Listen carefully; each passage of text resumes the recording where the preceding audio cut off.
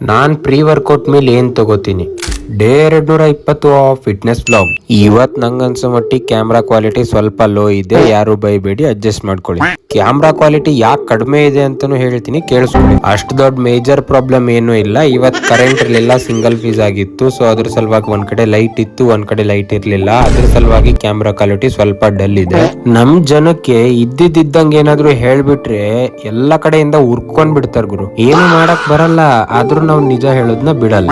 So ಈ ಕಡೆ topic ಕಡೆ ಬರುವ. ನಾನ್ ಮಾರ್ನಿಂಗ್ ಪ್ರೀ ವರ್ಕೌಟ್ ಮೀಲ್ ನ ಏನ್ ತಗೋತೀನಿ. ನಾನ್ ಪ್ರೀ ವರ್ಕೌಟ್ ಮೀಲ್ ಏನು ಕನ್ಸ್ಯೂಮ್ ಮಾಡಲ್ಲ.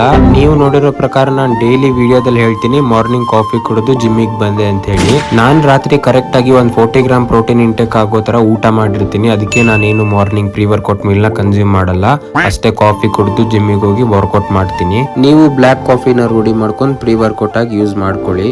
ಇವತ್ತಿಗಿಷ್ಟೇ, ಸಿಗುವ ನಾಳೆ. ಬರ್ತೀನಿ ಗುರು, ಟಾಟಾ.